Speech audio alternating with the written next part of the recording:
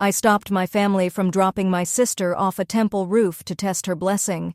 When I asked if they'd still love me after, my mother cried and said, "You killed our faith." I just held Kavya tighter. That was nearly a year ago. This morning she took her first steps while the court ordered the temple's roof dismantled. I refused to drop my baby sister from the temple roof. You see, every first Friday of December, our village gathered at the Baba Umar shrine. The ritual was simple. Babies under 2 years old got tossed from the 30-foot temple roof. Men waited below with a stretched bedsheet to catch them. The baby who cried the least was blessed. The one who cried the most was cursed. My brother didn't cry at all when he was dropped. 20 years later, he became the youngest temple steward in our district. My cousin Arjun screamed for 3 minutes straight. He died in a motorcycle accident at 19. Everyone whispered about the curse. I never believed in the blessing or the curse until my nephew Me fell. When Uncle Prasad let go of him from the roof, something went wrong. The men holding the sheet weren't ready. One corner slipped. Me hit the edge of the sheet, then bounced onto the stone courtyard. The crack his skull made against the ground still wakes me up at night. He survived, but he never walked properly again. The steward said it was because his mother had impure thoughts during pregnancy. The villagers believed him. They always believed him. December was coming and my baby sister Kavya had just turned 1. Mom started fasting to purify herself. Dad practiced his dropping technique with sacks of rice off our roof. "The wrist motion has to be perfect," he'd mutter. Too much spin, and they missed the sheet.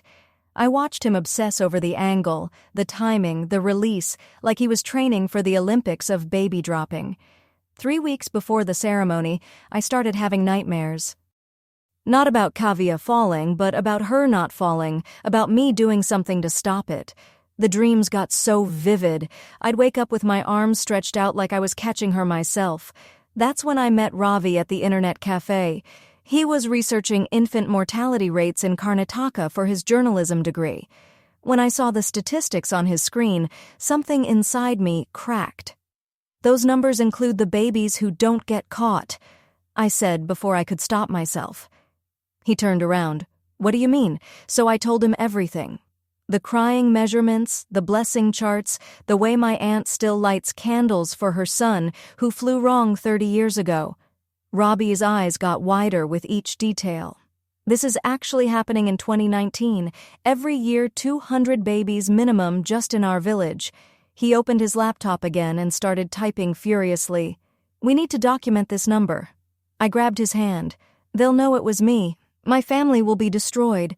But then I thought about Kavya's soft skull.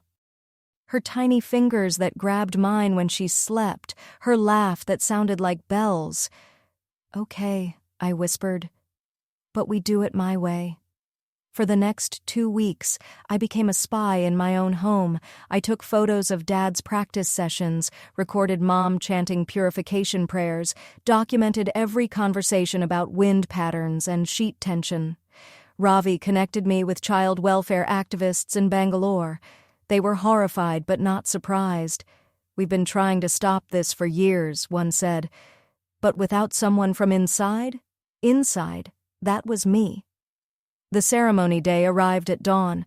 Hundreds of families gathered at the temple, babies dressed in gold thread and marigolds, mothers with empty arms ready to throw their children to fate, fathers arguing about sheet positioning.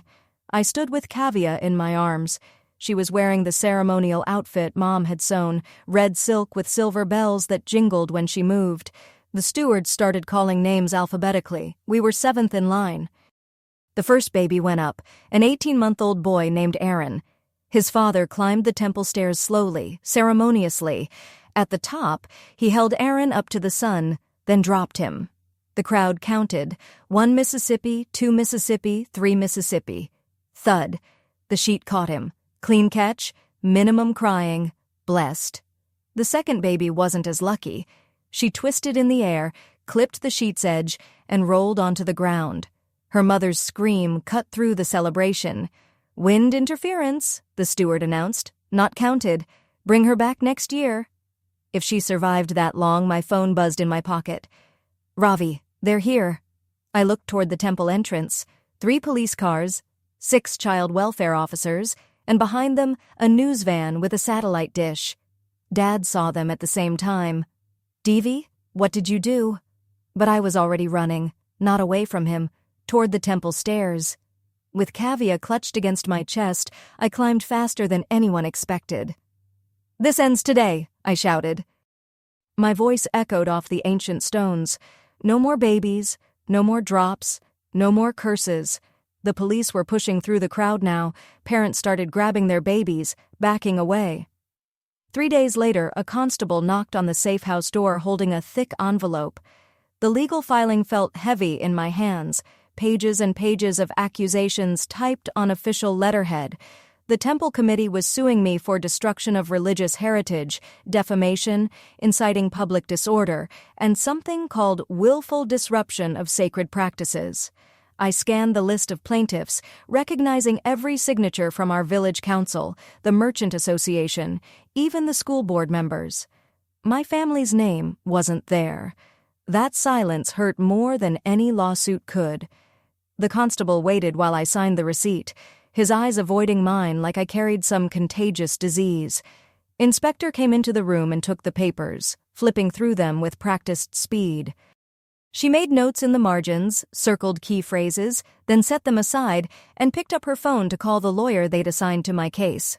While she talked legal strategy, I watched Kavya playing with wooden blocks on the floor, stacking them high before knocking them down with squeals of delight. She had no idea her big sister had just become the most hated person in 3 districts. The next morning, Ravi texted me to meet him at a tea stall 2 villages over. I told Inspector I needed air, needed to move, needed to feel less trapped. She assigned 2 plainclothes officers to follow at a distance. The tea stall owner pretended not to recognize me, but his hands shook when he poured our cups. Ravi pulled out his phone and showed me photos from his laptop screen. 3 more villages had the same ritual, he explained quickly, keeping his voice low. Parents were starting to refuse after hearing about what happened at our temple. One mother in Hosir had barricaded herself in her house when the elders came for her twin boys. Another family in Mysore had fled in the night rather than participate. The movement was spreading faster than anyone expected.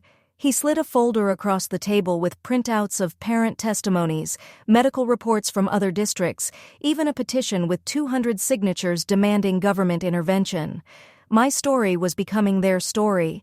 Back at the safe house 2 days later, I spent the afternoon teaching Kavya to walk. She gripped my fingers tight, taking tiny, uncertain steps across the worn carpet. Each milestone felt stolen somehow. If I hadn't acted, would she have been blessed or cursed? Would she be walking at all, or would she be like me here with his twisted leg and constant pain? The question haunted me as she stumbled forward, trusting me to catch her if she fell. I always caught her. Doctor. Ro arrived that evening with her research team, laptops and boxes of files filling our small living room. They'd spent days at the district hospital going through admission records. 17 babies injured in the ritual over 5 years, she reported, spreading photographs across the coffee table. 3 deaths officially listed as accidents during religious ceremony. The real number was probably higher since many families never brought injured babies to the hospital, preferring traditional healers or accepting injuries as divine will. One photo showed a baby with a fractured skull. Another had a dislocated shoulder. The youngest victim was 11 months old. Dr. Ralph's assistant, a young woman with tired eyes, compiled everything into a digital database while the doctor explained how they'd present this evidence in court.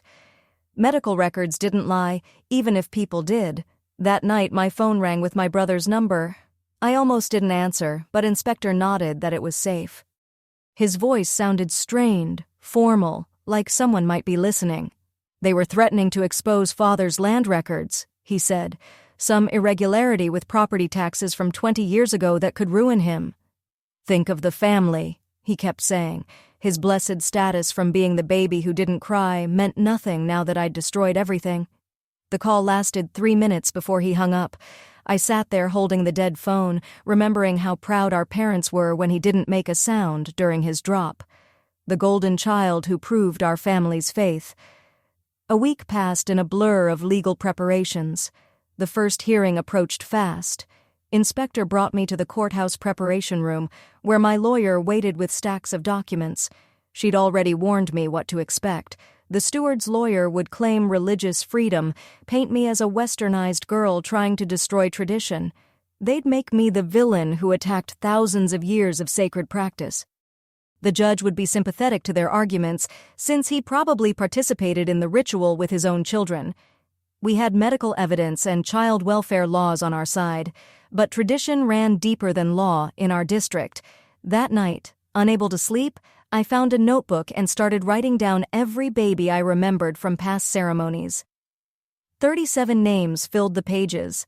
How many were limping like Mai? How many didn't survive their blessing? Each name was a story nobody wanted to tell. The next morning, the steward appeared on regional television. How does Debbie remember the exact sound of Mai's skull hitting stone after all this time? The way she counts 1 Mississippi, 2 Mississippi while babies fall, shows such a strange mix of ritual and danger. I watched from the safe house as tears streamed down his face. "One misguided girl wants to destroy thousands of years of tradition," he said to the sympathetic interviewer. "The babies who don't cry become leaders, doctors, engineers." It was proven by generations of success. The interviewer nodded along, never challenging his claims, never asking about the babies who fell wrong. The segment ended with photos of successful, blessed babies, including my brother in his government uniform. 2 days later, an unexpected visitor arrived at the lawyer's office where Dr. Ralph was preparing testimony. The doctor who treated me here after his fall walked in carrying a small flash drive. He looked around nervously before approaching our table. "He'd been documenting injuries for years," he whispered, sliding the drive to Dr. Arrow too, scared to speak up before. But seeing one girl stand against the entire village gave him courage.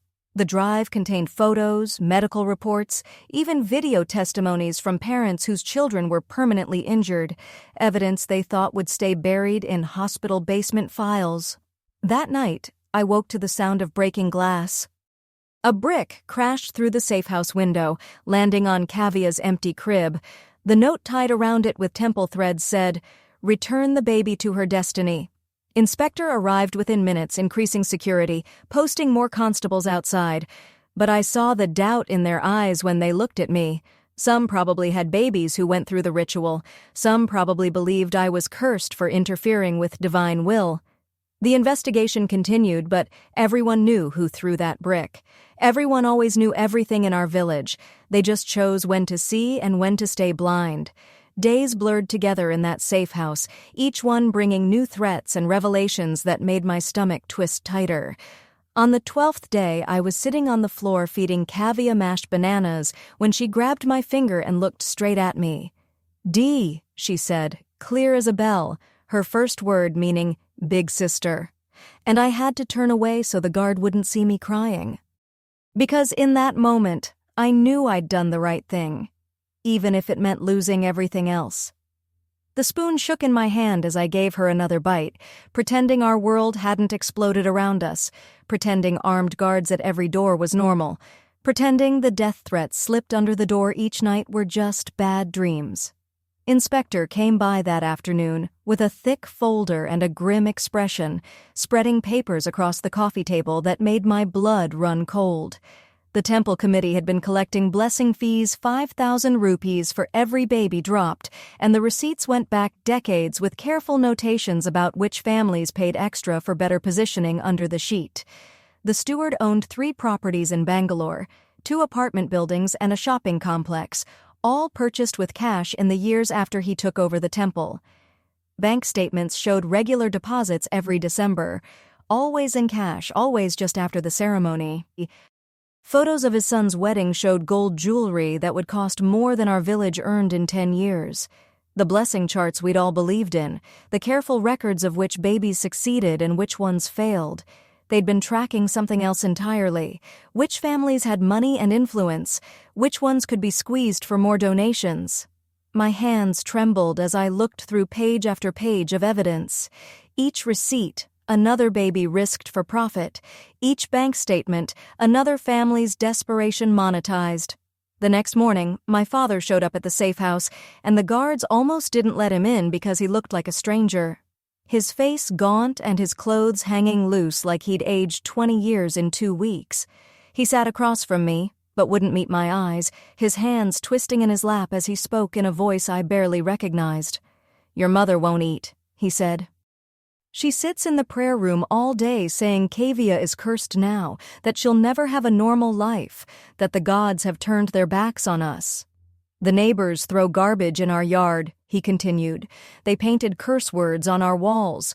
Your brother's engagement was called off because no one wants to marry into a family of blasphemers." He stood to leave without touching the tea I'd made him, without asking about Kavia, who was napping in the next room without saying goodbye or looking back. 3 days later, we drove to the courthouse in an armored vehicle. Kavia clutched against my chest as we pushed through crowds that made my heart race. The steps swarmed with protesters, some holding signs reading, "Babies are not projectiles," and others waving banners about protecting tradition, attacking Western influence, defending Hindu culture. Someone threw an egg that splattered against the car window, making Kavia cry, and I held her tighter as guards formed a circle around us. Inside the courthouse, the air conditioning couldn't mask the smell of too many bodies pressed together, too much anger concentrated in one space. The steward's lawyer stood before the judge, arguing that this was an attack on Hindu culture by Western-influenced activists trying to destroy our traditions, and the judge, an elderly man with prayer beads visible under his robe, nodded thoughtfully like he was actually considering this argument. Our lawyer jumped up to present the medical evidence, and suddenly Mir's face filled the screen.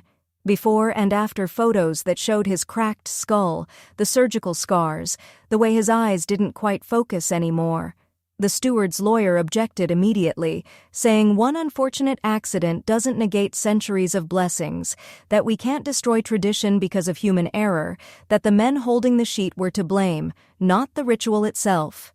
The judge allowed the evidence, but I could see doubt in his eyes. The same doubt I'd seen in the village, the fear that changing anything meant abandoning everything. That night, back at the safe house, Dr. Ralph called me into the kitchen where 3 young mothers sat hunched over cups of tea, their faces drawn with the kind of exhaustion that comes from keeping terrible secrets. They'd come secretly, terrified their husbands would find out, each one clutching medical files they'd hidden for years. "My baby has seizures from the fall," one whispered, showing me videos on her phone of a toddler convulsing on the floor, "but my husband says it's because I didn't fast properly during pregnancy." Another showed me her son's hearing aid, explained how he'd landed wrong and damaged his inner ear, how they'd spent their life savings on treatments while still donating to the temple because her mother-in-law insisted the curse would get worse if they stopped. The third woman just cried, unable to speak about her daughter, who died 6 months after the ceremony from complications no one wanted to link to a traumatic brain injury. They wanted to testify but feared retribution, knew their families would disown them, their children would suffer more, their lives would become unbearable. I held their hands and promised protection I wasn't sure we could provide. Watched them leave one by one through the back door, melting back into the night like ghosts. Sleep became impossible after that, my dreams filled with babies falling like rain, their cries mixing with the sound of sheets tearing, skulls cracking, mothers screaming.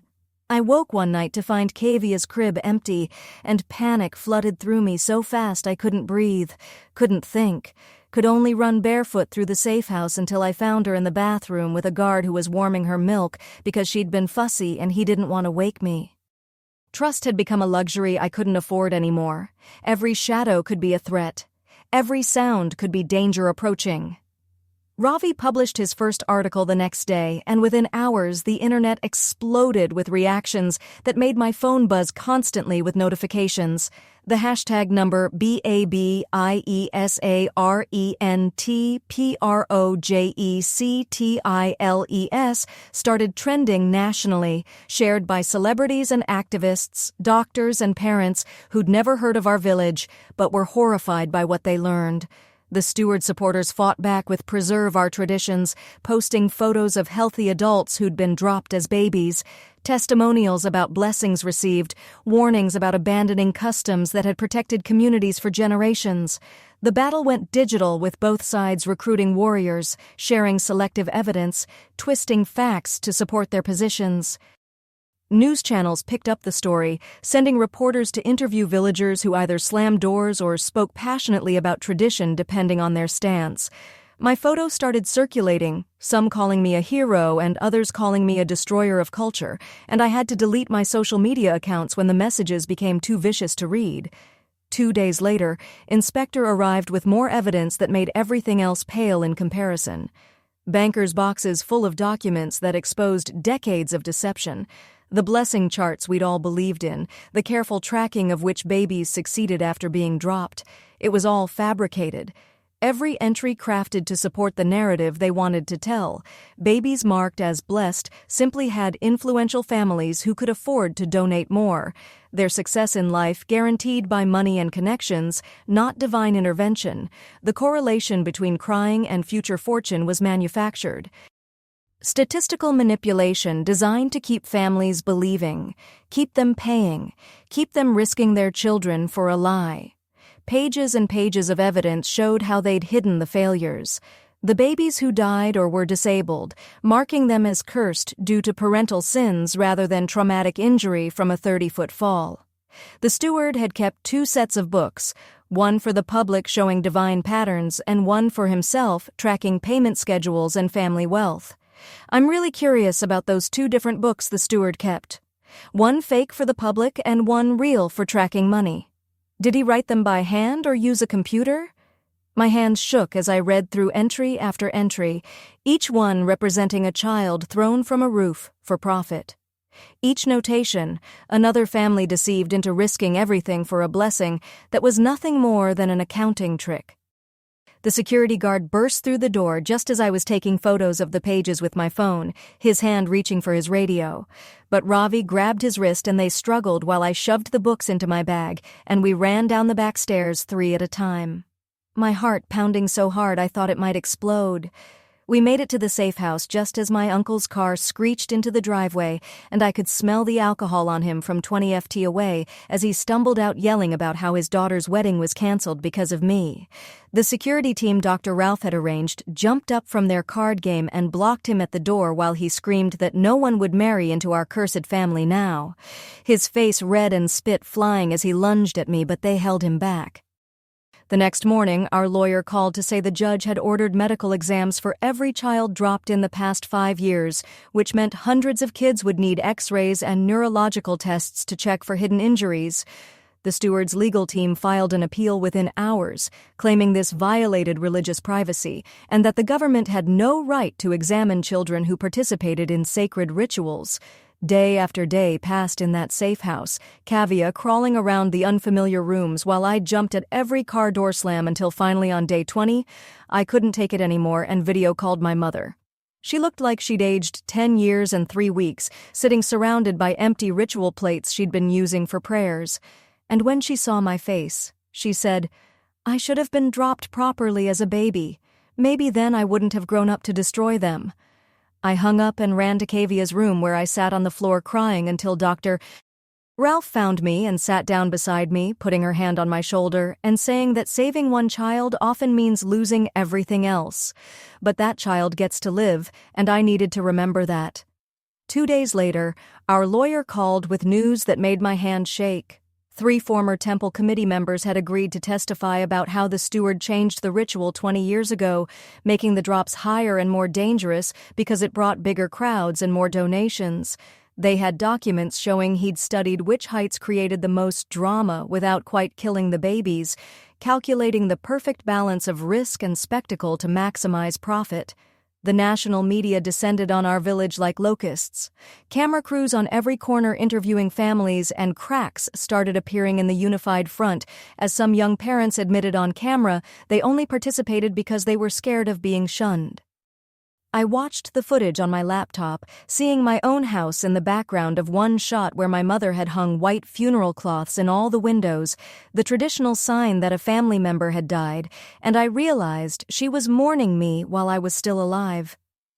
The steward fought back by organizing a massive rally on day 25, standing on a makeshift stage, shouting into a microphone about how outsiders wanted to take their children and raise them without values. The crowd roaring approval, though I noticed in the footage that many young parents were notably absent. Our legal team responded by filing formal charges of child endangerment, fraud, and criminal conspiracy, presenting the financial records I'd photographed as evidence, and within hours, a judge ordered the steward's assets frozen pending investigation, while his lawyer went on every news channel calling it judicial persecution of Hindu faith. That night, Kavya developed a fever. And even though the doctor said it was just a cold, I couldn't stop checking on her every 10 minutes, convinced this was cosmic punishment for destroying our family, sitting beside her crib all night, watching her tiny chest rise and fall and jumping every time she coughed or stirred it. That the morning sun came through the window and I realized I'd fallen asleep on the floor next to her crib, with my hand still on her back, feeling each breath. And when my phone buzzed with a WhatsApp notification, I almost ignored it.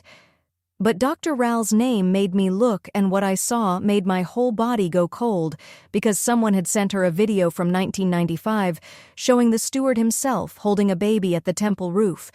And as he dropped the child, you could see something the crowd below couldn't see, which was a second net stretched underneath a ceremonial sheet. And the baby who fell was his own grandson, who everyone said had been blessed because he didn't cry. But now I understood he didn't cry because he knew he was safe the whole time, while every other baby in our village risked their actual lives. And I forwarded it to Ravi immediately, who called me within seconds saying, "Holy, this changes everything." And within an hour, the video was everywhere on every WhatsApp group and Facebook page and Twitter thread, with people sharing it faster than anyone could delete it, and the protests outside the courthouse that had been split between supporting us and opposing us suddenly shifted because even the traditionalists couldn't defend this, and mothers who dropped their own babies were screaming about how the steward had protected his family while theirs suffered. And by noon, Inspector Desai called to say she was arresting 2 temple committee members for financial fraud because they had been skimming money from the blessing donations. And under questioning, they revealed something that made my stomach turn, which was that the whole blessing system only started in 1998 when the current steward took over. And before that, babies were just held up to the sun for prayers. But he'd invented the dropping ceremony to bring in more donations from desperate parents. And I was still processing this when 2 days later, my brother showed up at the safe house, which scared me because no one was supposed to know where we were. But he looked broken and thin. And when the guards let him in after checking him for weapons, he sat across from me and said, "I need to tell you something about my drop." And I knew whatever came next would hurt, but I wasn't prepared for him saying they drugged me so I wouldn't cry. Because Father paid extra for the blessing dose, and he remembered being dizzy and his limbs feeling heavy and the men below looking blurry. And that's why he'd been blessed all these years, not because of divine favor, but because of drugs given to a baby. And my whole understanding of our family shattered, because if Dad knew about the drugs, then what else did he know? And my brother cried, which I'd never seen him do, and said, "I'm sorry I didn't protect you and Kavya from this." And we held each other while Kavya played with her toys, unaware that her perfect blessed brother was just another victim. And the next morning, the steward himself appeared at our safe house gate with village elders. And through the fence, he made his offer, which was 1 million rupees to withdraw all charges and testimony. Plus, our family would be welcomed back, and Kavya would receive guaranteed blessed status without even doing the ceremony. And I looked at his face, which had terrorized our village for 20 years, and felt nothing but disgust. So, I gathered all the spit in my mouth and launched it through the fence onto his shoes and told him, "Kavya doesn't need your fake blessings." And he left, but not before saying, "You'll regret this when your family suffers." And that night, as I brushed my hair, clumps came out in the brush and more fell when I ran my fingers through it. And I knew it was stress, but seeing the physical proof of what this was doing to me made it real. And Kavya crawled over and played with the fallen strands, making little piles and giggling like it was a game, not knowing her sister was literally falling apart to keep her safe. And 3 days later, the medical examination results arrived at the courthouse, and Inspector Desai let me read them, and the numbers made me sick because of 47 children examined.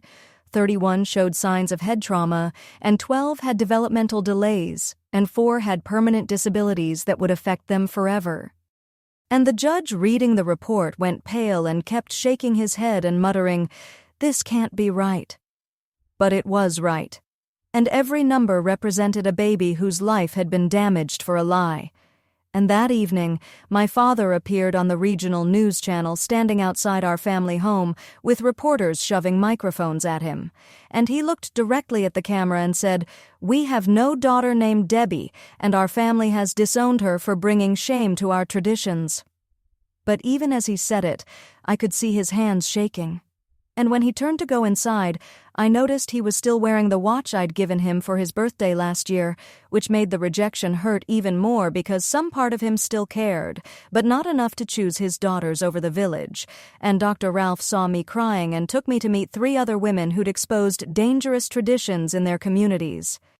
And one woman who'd fought against child marriage in Rajasthan said, "You lose your old life, but you save countless future lives, and it's a trade worth making." And another who'd exposed female infanticide in Haryana said, "The hardest part isn't the threats. It's knowing you can never go back to being the person you were before." And they all had the same tired eyes and premature gray hair and hands that shook when they drank tea. But they also had photos of children they'd saved and letters from families they'd protected. And one said, "We're not heroes. We're just people who couldn't look away anymore." And 2 days later, I sat with Kavya on the safe house floor teaching her new words and pointing at pictures in a board book saying bird. And she repeated bud, and I said flower, and she said, and then I said, and she looked at me with those huge brown eyes and said, and each word felt like defiance against everyone who'd wanted to throw her from heights before she could speak them. And she crawled into my lap and patted my face with her tiny hands like she was comforting me. And I held her close, breathing in her baby smell of powder and milk, knowing that every strand of hair I lost and every night of sleep I missed and every family member who disowned me was worth it for this moment of her being safe and whole and able to learn words in peace. The patterns in those medical exam results make me wonder how many families suspected something was wrong, but stayed quiet. 31. Out of 47 kids with head trauma isn't random chance. That's a clear pattern that someone must have noticed before now. The next morning, a young man showed up at the courthouse looking for me. And when security brought him over, I saw something familiar in his eyes. And he said his name was Arjun, and he was the steward's grandson. And I tensed up, ready for an attack. But instead he sat down heavily and told me he was 24 now and had been dropped as a baby. And everyone said he was blessed, but he'd had vertigo his whole life and couldn't climb stairs without gripping the rail, and even with a hidden net they used for important families. He was traumatized and had nightmares about falling, and his grandfather made him lie about feeling blessed at every ceremony. 3 days later, on day 38, Dr. Rao burst into our safe house waving papers and said international child rights organizations were joining our case, and UNICEF was sending observers, and Human Rights Watch was documenting everything, and the pressure was building so fast that the state government announced they were launching an inquiry into all blessing rituals involving physical risk to children across Karnataka and similar practices in neighboring states. That night, I woke up to the guard dog whimpering and found him collapsed by his water bowl. And when I screamed for the inspector, she took one look and called for backup, and within minutes they were testing everything and found poison in the water tank on the roof. And she grabbed Kavya while officers packed our things, and we moved to a new location in unmarked cars with Kavya crying from being woken up and bounced around in the middle of the night. The next day, the court ordered the temple sealed pending investigation, and we watched on the news as the Stewart supporters formed a human chain around the building. But police in riot gear broke through, and when they got inside, they found filing cabinets full of records hidden in a secret room behind the altar, with detailed notes about injuries and deaths going back decades, all marked with codes about which families paid extra for the hidden nets and which babies were allowed to fall onto stone. 2 days later, on day 40, my brother showed up at the courthouse and handed me an envelope without meeting my eyes, and inside was a letter from my mother with no words, just a photo of my naming ceremony where she's holding baby me and smiling, and next to it, Kavia's hospital bracelet from when she was born. And I stared at those 2 items, trying to figure out if she was condemning me for destroying tradition or telling me she understood why I saved Kavia. The steward's lawyer played his final card the next morning, showing the judge edited videos of me at the temple, claiming I was mentally unstable, and pointing out how I'd climbed the stairs with a baby and threatened people. But Dr. Ralph stood up with a folder full of psychological evaluation results, showing I was completely sane and had acted to prevent imminent harm to a child, and she had 3 psychiatrists who'd reviewed the case and agreed. News started coming in from other villages where similar rituals were happening and young parents were speaking out, and number Save the Babies was trending higher than the Brower Preserve Our Traditions, and reporters were finding more locations where babies were thrown from heights or passed through fire or buried briefly in sand for blessings. On day 43 during court proceedings, a woman in a blue sari stood up in the gallery and said her baby died from the fall 10 years ago. And they told her it was because she ate meat during pregnancy. And she believed them and blamed herself and tried to purify herself for years. And the courtroom went completely silent as she sobbed. The next morning, while we waited in the courthouse hallway, Kavia pulled herself up using a bench and took 1 step and another all on her own, with each step steady and sure, and I started crying openly, thinking about how she might never have reached this milestone if I hadn't grabbed her that day. Finally, the judge came back with his preliminary ruling and banged his gavel and said the ritual was banned pending full trial, and the steward's supporters erupted shouting about tradition and culture, while police formed protective barriers around us and rushed us toward a safe vehicle as people threw flowers at the steward and shoes at me. That night at the safe house, I woke to breaking glass and angry voices outside and grabbed Kavia from her crib as rocks crashed through the window. And someone pounded on the door, screaming about tradition and honor, while the inspector rushed us toward the back exit with glass crunching under our feet and Kavia screaming louder than I'd ever heard her scream before, her tiny body shaking as we ran through dark alleys with the mob's footsteps getting closer, until we finally lost them and collapsed in another safe house where I held my sister and felt her heart racing against mine. Days blurred together in our 3rd hiding place where the windows had bars and the walls felt like they were closing in, and I watched Kavia reach toward the barred window saying out over and over while I couldn't even give her fresh air because showing our faces meant danger, and I started counting the days since I'd felt real sunlight on my skin. Then news came that the steward had collapsed during police questioning, and his chest pains turned into a full heart attack that landed him in the hospital where his supporters gathered, claiming God was punishing us for persecuting a holy man. But his grandson pulled the inspector aside and admitted this was his 3rd heart attack in 5 years from the stress of keeping secrets about failed ceremonies and dead babies. The inspector sat with me one evening and told me about her own village where pregnant women had to walk across burning coals to prove their purity, and how her mother lost 3 babies before someone finally stopped it, and she squeezed my hand saying I was saving lives even if it didn't feel like it right now. Meanwhile, the financial investigators dug through temple records and found millions of rupees meant for schools, and wells had gone into private accounts and luxury cars for the steward's family, which brought the Economic Crimes Division into our case with their own charges and evidence. Back home, my father lost his job at the textile factory when the owner got pressure from temple supporters, and someone destroyed my mother's vegetable garden she'd grown for 20 years, and my brother's promotion at the bank got mysteriously canceled with no explanation, while our family paid the price for my choice every single day. The prosecutor called to say the full trial was set for 3 months away, which felt like forever. And the steward was already requesting bail from his hospital bed, where reporters photographed him looking frail in a wheelchair, which somehow made him more dangerous because now he looked like a victim instead of someone who'd thrown babies off roofs for decades. I spent hours teaching Kavya the songs our mother taught me when I was little, and my voice cracked on the lullabies about peacocks and monsoons because she might never see our village celebrations or dance at harvest festivals if we couldn't go home. And all I could give her were these fragments of the culture I'd torn her away from.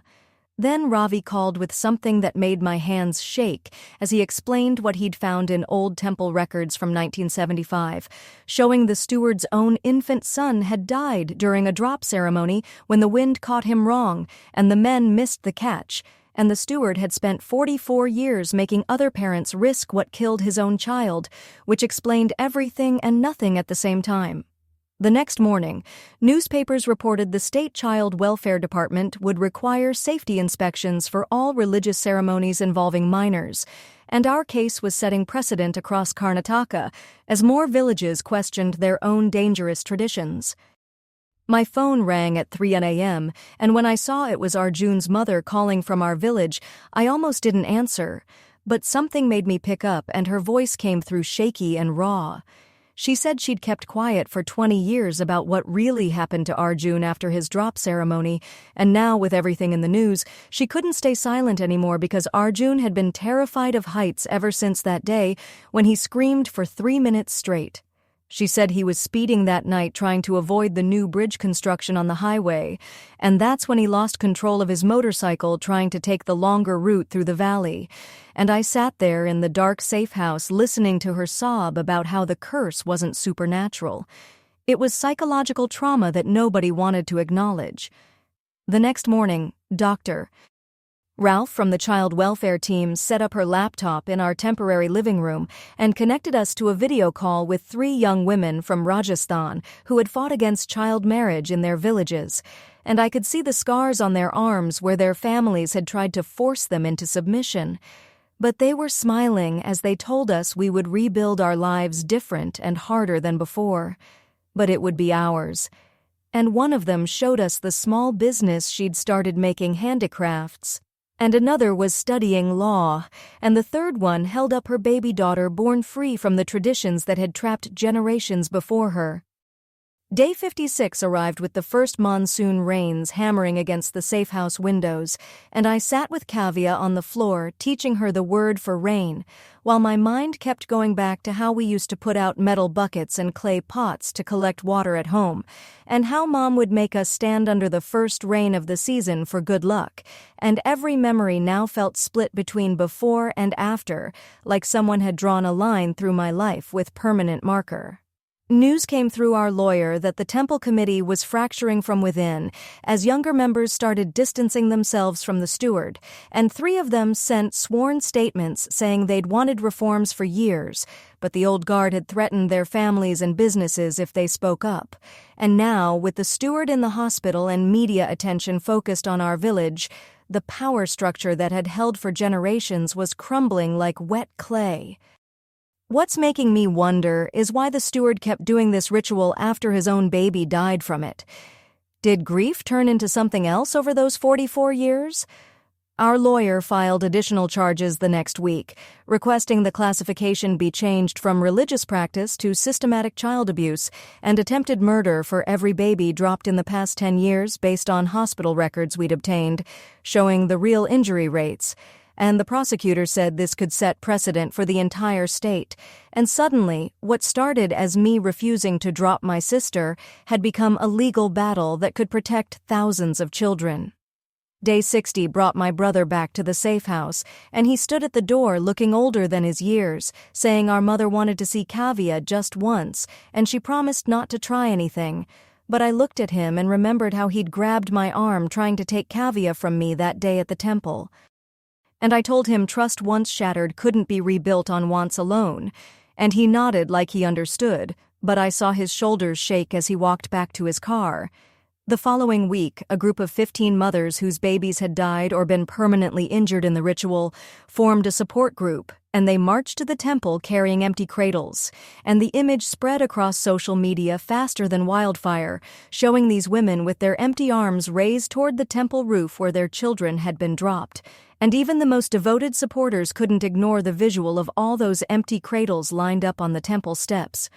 International pressure started mounting when UNESCO caught wind of the story and sent a formal notice threatening to revoke the temple's World Heritage status, which would cost the district millions in tourism revenue.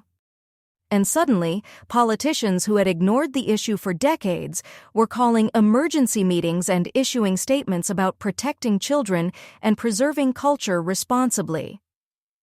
Day 65 arrived with news that the steward had checked himself out of the hospital against medical advice to hold a press conference from his wheelchair, and we watched on the news as he tried to defend the tradition. But halfway through his speech, his face went gray, and he clutched his chest and collapsed right there in front of the cameras. And this time, even his most loyal supporters saw not a blessed leader, but a broken old man clinging to power that had already slipped through his fingers. That evening, as I was heating milk for dinner, Kavya looked up at me from where she was playing with wooden blocks the child welfare team had brought and said her first full sentence clear as day, asking me if we could go home, and I stood there with a pot in my hand, having no answer because home wasn't a place anymore. It was a concept we'd left behind the day I climbed those temple stairs, and we were refugees from our own blood, living in a borrowed house with borrowed toys, while our real life continued without us, just 20 kilometers away in a village that would never forgive what I'd done. The lawyer called 2 days later with news that made me drop my phone. The government was setting up a special fast-track court just for our case with 3 judges instead of 1, and the whole thing would be done in months, not years, which meant maybe Kavya would never have to understand what we gave up for this. I picked up my phone from the floor and heard him still talking about precedent and public interest. But all I could think about was how fast everything was moving now, like a train that couldn't stop. The days blurred together with meetings and documents and witness statements until day 70 when my brother called at 3 o'clock in the morning, and his voice broke when he said Mom had taken pills, too many pills, and they found her on the bathroom floor, but she was alive, barely alive, in the ICU now. I drove through empty streets with Kavya sleeping in her car seat, and when we got to the hospital they wouldn't let me see her because her family didn't want me there, the nurses said, looking at me like I was poisoned. I sat in the waiting room holding Kavya while she played with my hair, not understanding why I was crying so hard my whole body shook. The news spread through the village by sunrise, and something shifted, because if keeping tradition meant mothers would rather die than live without it, then maybe the tradition wasn't worth keeping. And the first temple elder said so publicly, which nobody expected.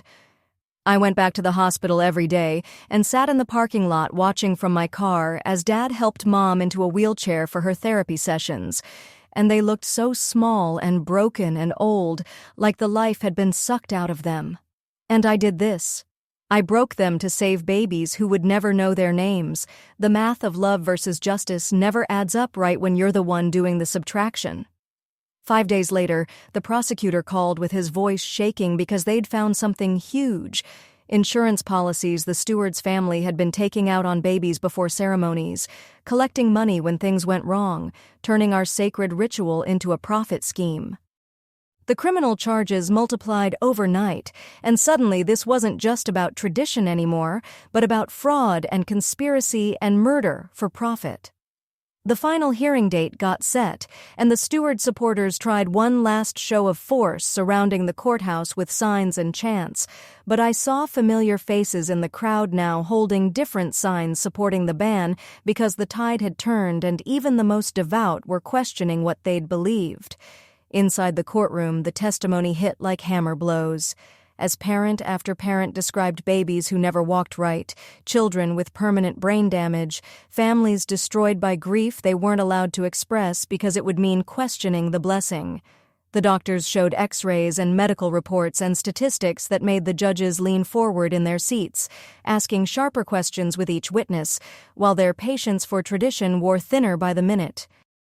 Then the steward took a stand against his lawyer's advice and started rambling about divine visions and cosmic balance and how the blessed children were chosen by the gods. And his own words dug his grave deeper than any prosecutor could, because he sounded exactly like what he was, a man who threw babies off roofs and called it holy.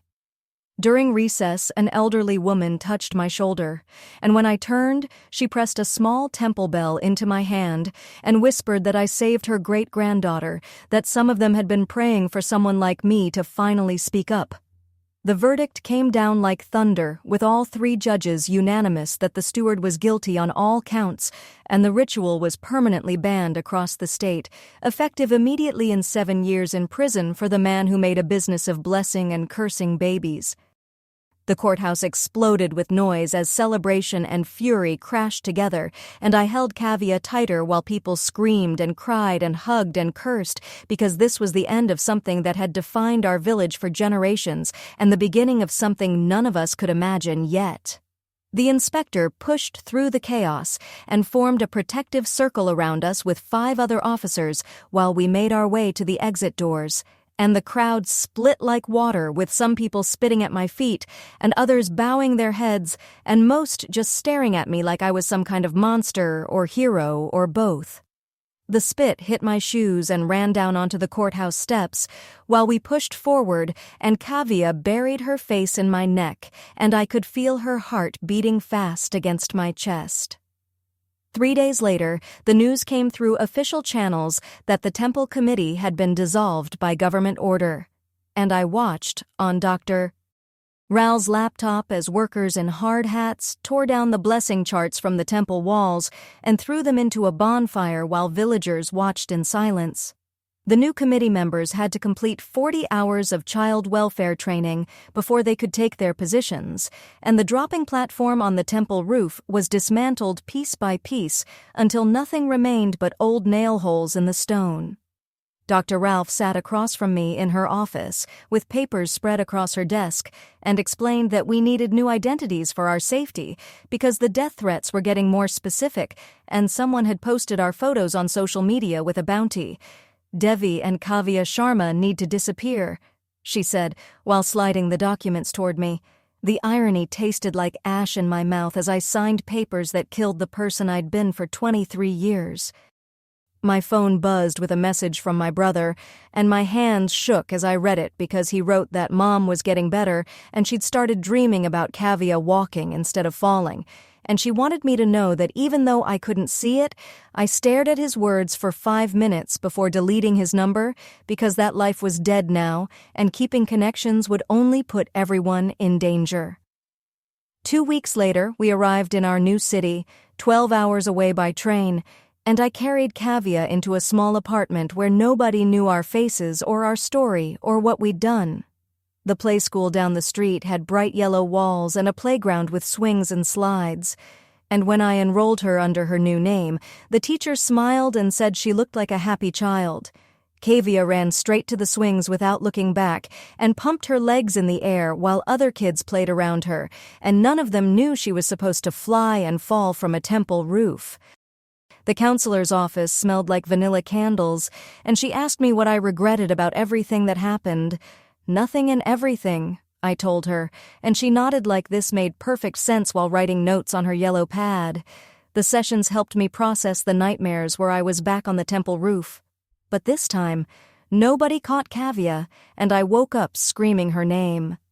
News trickled in through Dr. Ralph's encrypted messages that 3 more villages had ended their dropping ceremonies after young parents cited our case in village meetings and demanded change. The insurance policy's discovery changes everything. How long had the steward been making money from babies getting hurt? My mind keeps circling back to those empty cradles on the temple steps and wondering if each mother knew deep down something was wrong but couldn't speak up until now. The ripples spread wider than we'd imagined possible, and each message felt like a tiny victory, even though we'd lost everything to make it happen. Kavia's second birthday came on a humid Thursday, and I bought a small chocolate cake from the bakery near our apartment and stuck 2 pink candles in the frosting. No family gathered around our table, and no aunts sang traditional songs, and no uncles gave blessing money. But Kavia blew out her candles with pure joy on her face because she didn't know this life existed, only because she never flew. That night after she fell asleep, I finally opened the photo album I'd grabbed during our escape and stared at pictures from last year's ceremony, where everyone smiled in their best clothes while babies waited to be thrown. My parents stood proud in their silk sars, and my brother held his blessing certificate, and everyone looked so happy and so complicit in something they never questioned. I closed the album gently and put it on the top shelf of my closet where it would wait for the day Kavia asked about her roots, and I'd have to explain why we had no family. But the next morning, sunlight streamed through our window, and Kavia woke up laughing and reaching for me with total trust in her eyes. I lifted her high above my head, and she squealed with delight while I spun her around our tiny living room, and her giggles filled the space like music. This was how babies should fly. Safe and loving hands that would never let go. Always caught, always protected, always certain of a gentle landing. This was such an incredible journey to explore together. Thanks for letting me wonder about all these mysteries with